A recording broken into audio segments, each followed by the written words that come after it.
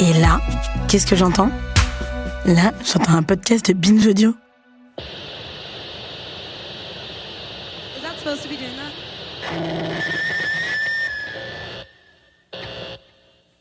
Okay, sorry. Okay, we're starting now.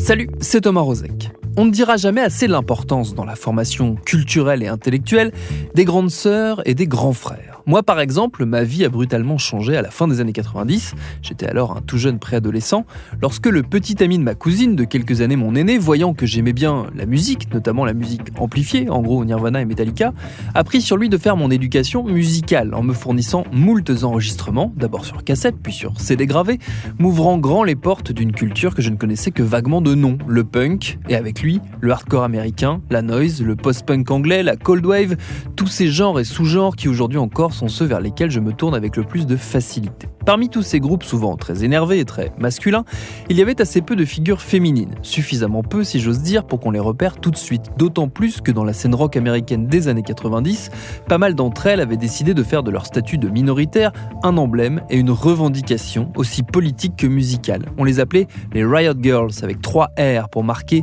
l'énergie colérique qui les caractérisait et qui a changé en profondeur la pop culture. C'est ce qu'on va voir avec notre épisode du jour. Bienvenue dans Programme B.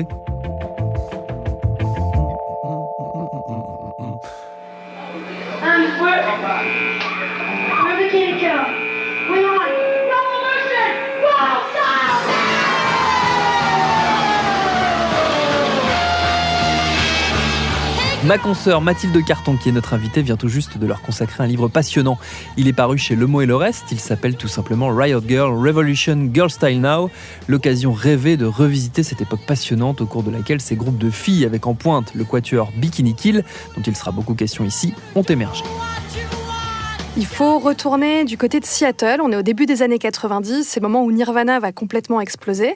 Et à côté de ça, il y a des filles qui sont hyper intéressées par le grunge, hyper intéressées par le hardcore, qui veulent en faire, qui veulent en être et qui veulent aller en concert. Et en fait, à chaque fois, elles se font bloquer par des mecs, à chaque fois, elles se font harceler, agresser, ou alors on les critique. T'es nul, toi de toute façon avec une guitare, t'es pourri, etc. Et en fait, à un moment donné, ces filles-là se disent « Bah non, je suis complètement légitime, j'ai envie d'apprendre à jouer et je vais le faire moi-même. » Donc, elles vont essayer de fomenter une révolution.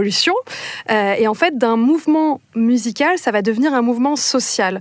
Elles vont carrément créer leurs propres normes, un manifeste politique, et donc elles vont essayer vraiment de transformer la musique comme étant une arène politique, pour transformer les comportements et en fait la société. Si on se resitue un peu dans cette époque de ce qu'était la musique américaine au tout début des années 90, on en est où dans le rock à ce moment-là ? On sort des années 80 qui étaient plus orientés rock de stade. On avait connu le mouvement punk en Angleterre qui avait essaimé aussi aux États-Unis. Et on arrive à une époque un peu charnière à ce moment-là.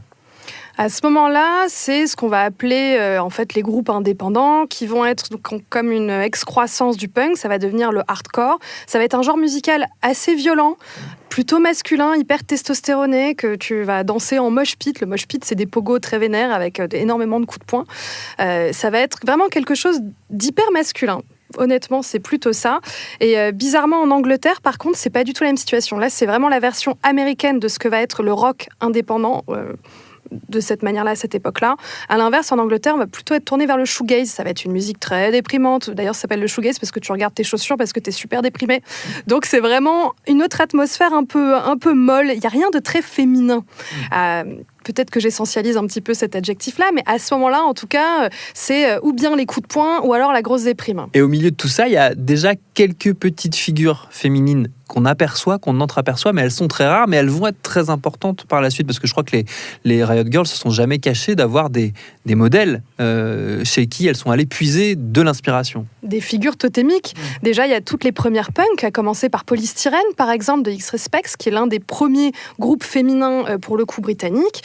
Elles vont adorer aussi toute la musique, en fait, de Babes in Toyland, par exemple, qui est un groupe qui, aujourd'hui, malheureusement, a un peu disparu des radars. Même dans l'histoire de la musique, en fait, elles ne comptent plus vraiment, alors qu'elles étaient hyper importantes à l'orée des années 90, 89, 90, 91. Et c'est elles, en fait, qui vont leur donner l'envie, non seulement de monter sur scène, de créer leur propre groupe, et après, d'essayer de créer un mouvement, quoi. Et en fait, donc, toutes ces figures-là, elles ont un peu disparu, parce qu'il faut se rappeler qu'à l'époque, il y a je dirais, une ambivalence entre les femmes musiciennes et le féminisme à proprement parler. Par exemple, quelqu'un comme PJ Harvey, qui à ce moment-là est quand même hyper importante. On est en 91, elle donne une interview au NME en Angleterre et elle dit « Moi, je suis pas féministe, ça l'intéresse pas ». Courtney Love aussi, par exemple, qui elle est une figure pareille, qui va émerger à peu près à la même époque, va avoir du mal à se dire féministe, ou en tout cas, elle va revendiquer ce rôle-là, mais en enlevant complètement la dimension de solidarité et la dimension de sororale qu'on va retrouver par la suite. Donc, c'est très particulier. En gros, au début des années 90, les filles musiciennes ont beaucoup de mal à se dire féministes. Et à la fin des années 90, on a le girl power des Spice Girls. Donc, clairement, il s'est passé quelque chose en 10 ans où on est passé de bof à ouais, à fond les ballons, quoi. This is for the riot girls. Le contre-modèle qui va émerger, c'est donc celui des Riot Girls principalement, et il va être porté, drivé vraiment par un groupe et une figure, qui est donc Bikini Kill, le groupe, et Kathleen Hanna, qui était la leader, la chanteuse de Bikini Kill. Est-ce qu'on peut raconter un peu qui elle est, d'où elle vient, et comment naît ce groupe ? Ouais, bien sûr. Alors, Kathleen Hanna, c'est mon héroïne. Honnêtement, je la trouve exceptionnelle. C'est une fille qui a rien de particulier. Elle vient vraiment de la classe moyenne. Son père est alcoolo. Il a un peu de mal à trouver du boulot. Sa mère bosse comme infirmière à l'hôpital psychiatrique. Il tourne beaucoup parce que le papa se fait virer de job en job. Elle est très intéressée par la contre-culture, mais comme on l'était à la fin des années 80, quoi. Elle écoute un peu de reggae parce que c'est rigolo. Au lycée, les cours l'intéressent pas trop, donc elle se met à vendre de la weed. Ça fait des sous. Donc en concert reggae, elle est au top, elle a toute sa base, toute sa clientèle sur place. Elle va également s'intéresser au punk et malheureusement à l'âge de 15 ans, il va lui arriver quelque chose qui malheureusement arrive encore beaucoup trop aujourd'hui. Elle va être violée en soirée et sa façon de réagir à ça va être de s'investir comme bénévole dans des associations de femmes battues. Et en fait, elle va avoir cet engagement-là. Arrive la fac. Heureusement, elle est prise à une fac alors extraordinaire. C'est la fac du mec qui a inventé les Simpsons. Ça s'appelle Evergreen. Et c'est un peu, si vous avez regardé Community, c'est Community, en fait. Hein. Concrètement, vous êtes noté à base de gommettes. Hein. C'est un grand délire. Et elle, donc, elle va arriver là. Elle va tout de suite s'investir dans la photo, les arts visuels. Et elle va évidemment continuer à être bénévole dans des assos de femmes battues. Et à ce moment-là, donc, c'est là où elle va en concert, elle va voir Babes in Toyland, elle va voir Nirvana, elle va rencontrer tous ces groupes-là, et elle va se dire, mais attends, moi aussi j'ai envie d'en être, et pourquoi ils me laissent pas de place ? Bikini Kill, ça va naître de la rencontre de Kathleen Hanna et d'une autre figure très importante qui est Toby Vale. Mais avant de parler de leur rencontre, je voudrais juste qu'on dise un mot d'un autre personnage très important dans cette histoire, qu'on découvre un peu a posteriori, qui est la maman de Kathleen Hanna, qui elle va vivre une espèce de révolution féministe à son échelle, c'est-à-dire qu'elle va changer de statut, elle qui était une femme au foyer assez typique des années 60-70, va découvrir tout ce qui s'écrit, tout ce qui se dit à cette époque-là aux États-Unis. C'est ça, il faut imaginer qu'au domicile des Hanna, les choses ne se passaient pas très bien. Et la mère avait tendance à s'échapper, notamment elle allait le dimanche à l'église. Et en fait, dans le sous-sol de l'église, c'est là où notamment des femmes battues se donnaient rendez-vous. Bon, alors Hanna, elle, pour le coup, Kathleen, elle est toute petite, donc elle n'est pas forcément au courant de ce que sa mère fait. Elle va découvrir un peu par la suite, en fait, l'engagement incroyable que cette femme a complètement de manière clandestine vis-à-vis de son mari, qui pour le coup ne laisse pas du tout passer le moindre comportement féministe ou même d'ailleurs la moindre résistance quelle qu'elle soit à la maison. Donc elle va avoir ça et cette femme à un moment donné, on ne sait pas exactement quel est le déclic, mais comme dans tous les couples, il y a dû y avoir la parole de trop, le moment de trop et elle va complètement rompre avec son mari et donc avec cette histoire-là. Elle va aller en manif, elle va emmener avec elle Kathleen Hanna, elles vont aller voir Gloria Steinem dans les années 70, début des années 80. Et surtout, elle va aussi s'intéresser à la littérature féministe et au cinéma de John Waters, donc vraiment avec des figures extraordinaires, quoi, avec Divine, enfin vraiment, elle va complètement changer de logiciel. C'est comme si elle allait s'ouvrir les yeux, comme si elle allait respirer d'un grand coup, et que c'est ça, en fait, qui quelque part allait aussi inspirer sa fille. Le fait, par exemple, quand Kathleen, elle se rappelle la première fois où sa mère l'a emmenée à une manif féministe, à ce moment-là, elle devait avoir une 12aine d'années, et elle dit, c'est extraordinaire, j'avais toutes ces femmes autour de moi, et je me suis dit, mais toute la vie, je voudrais que ce soit la même chose. Je voudrais qu'on avance tout ensemble, en criant tout ensemble, et pour changer le monde tout ensemble. Et ça va beaucoup ressembler d'ailleurs à ce qu'était l'expérience scénique de Bikini Kill à ses tout débuts. La rencontre avec Toby Vale, peut-être on peut expliquer un peu qui est Toby Vale, qui est l'autre cerveau, l'hémisphère gauche ou droit, ça dépend, de Bikini Kill. Alors Toby Veil, pour le coup, elle vient d'Olympia. Donc elle connaît hyper bien le territoire, elle a bien compris comment ça fonctionnait.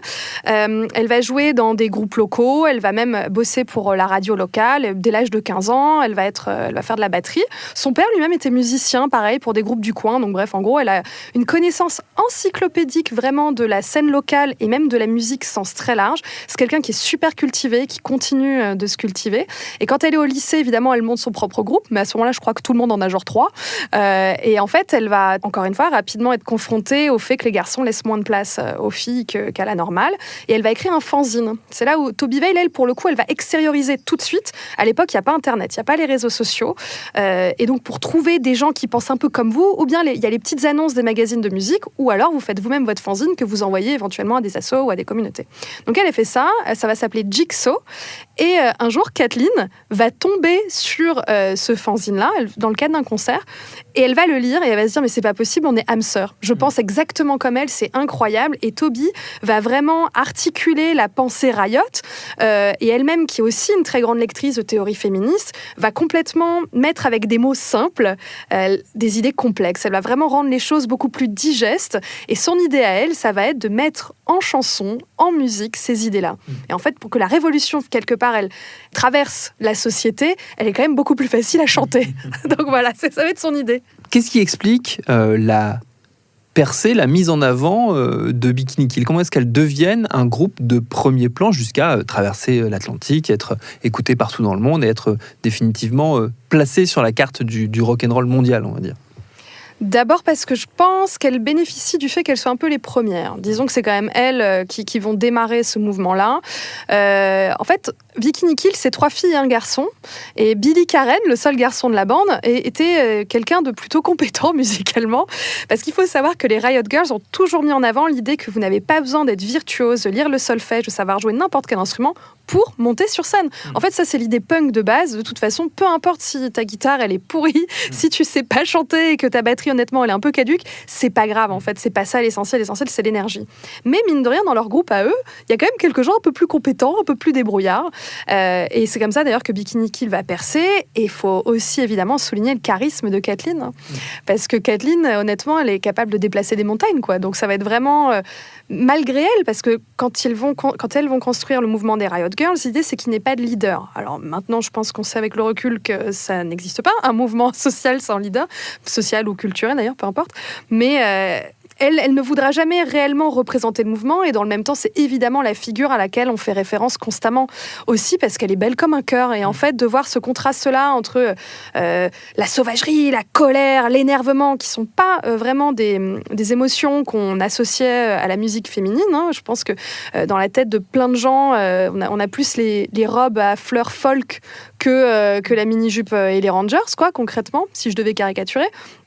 Et donc, il va vraiment y avoir cette espèce de cocktail qui va se mettre en place. Et au-delà de ça, Kathleen, elle est drôle. Elle est drôle en interview, elle a plein d'idées tout le temps, c'est elle qui écrit les textes. Enfin, elle est vraiment, ça va être une figure incontournable. Et de fait, Bikini Kill va percer par rapport à d'autres groupes, aussi parce qu'ils en voient. Je sais pas comment dire, parfois, il y a le je ne sais quoi, et paf, ça marche.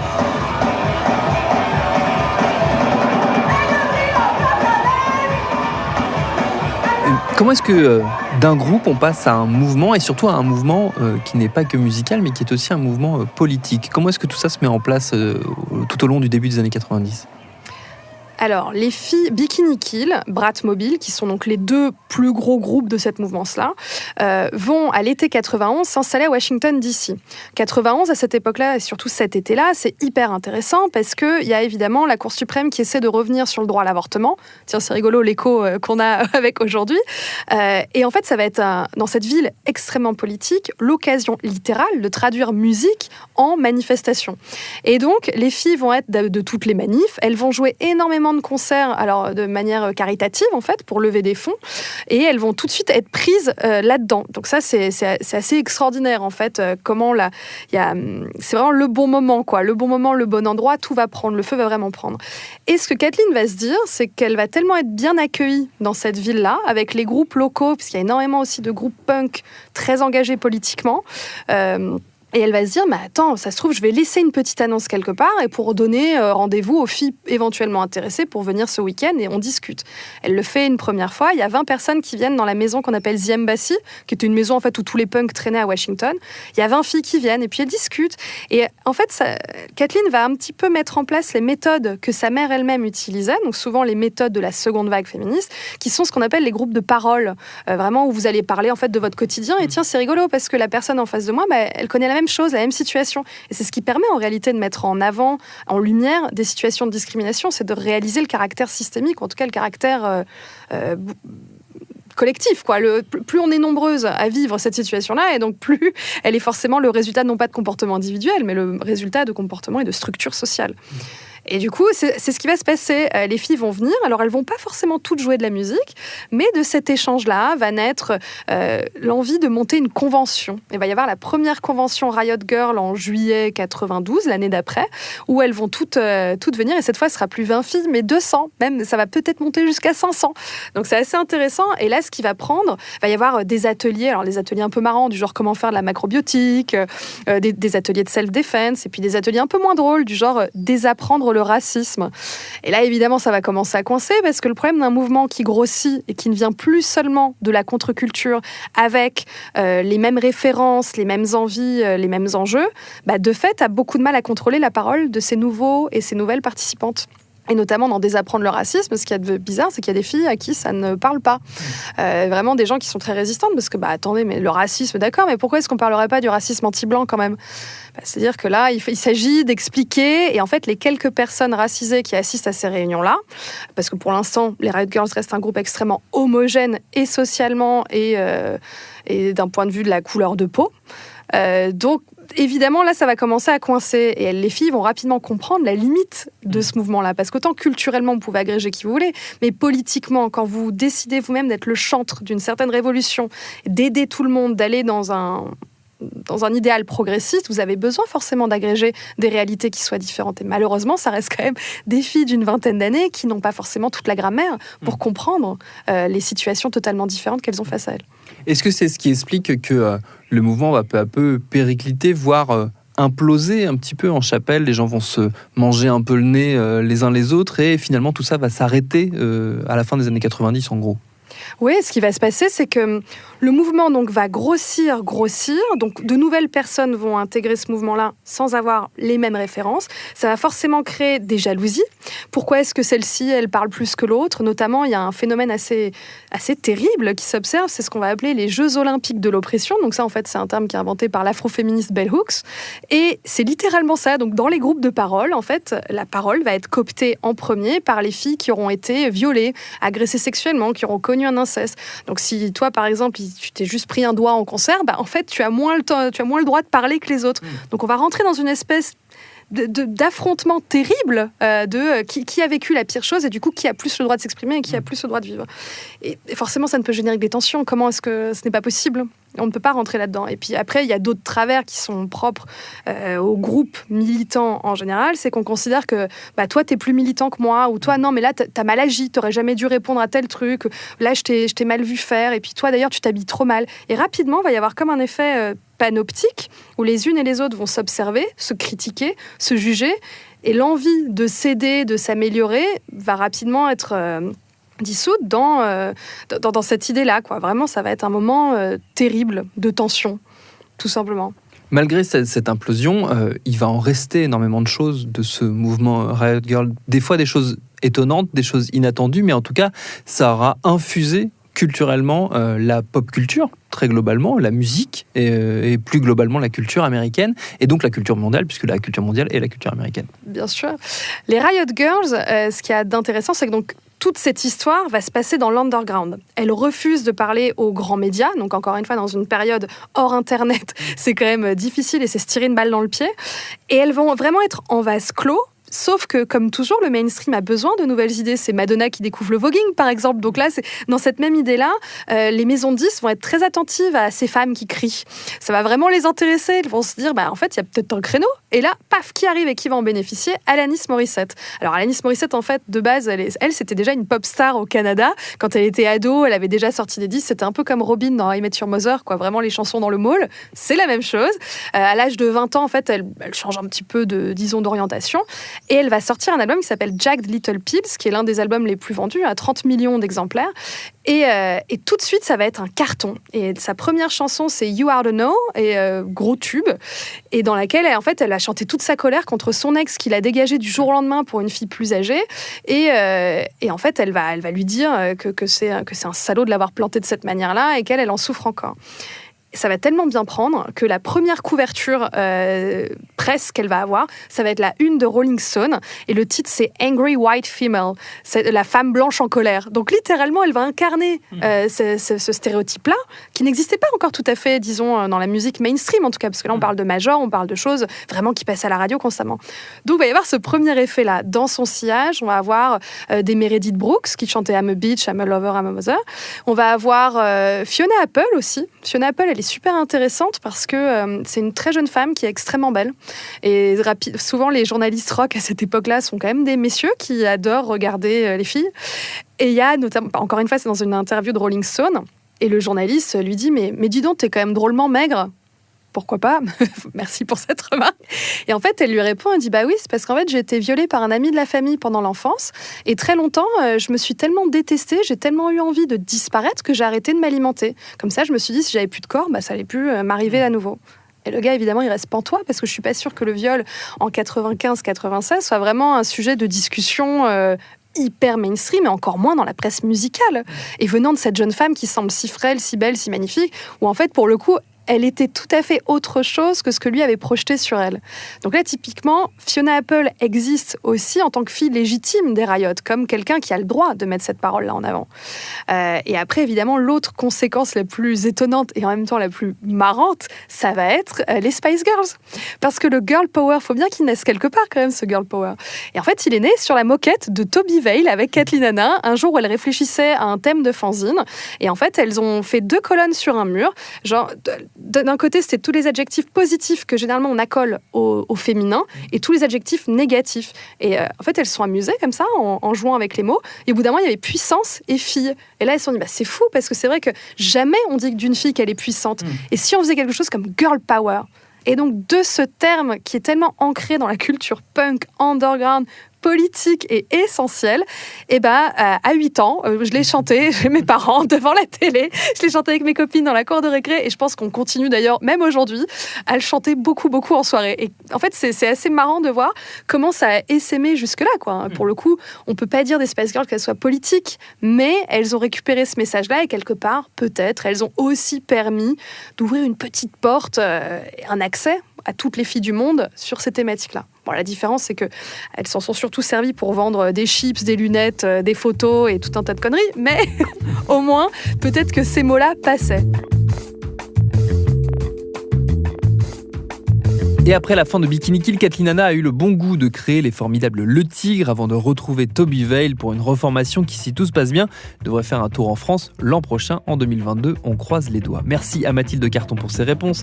Son livre Riot Girl, Revolution Girl Style Now, il est dispo, on l'a dit, chez Le Mot et le Reste. Programme B, c'est un podcast de Binge Audio, préparé par Lauren Bess, réalisé par Geoffrey Puitch. Abonnez-vous sur votre appli de podcast préféré pour ne manquer aucun de nos épisodes. Facebook, Twitter, Instagram pour nous parler. Et à demain pour un nouvel épisode.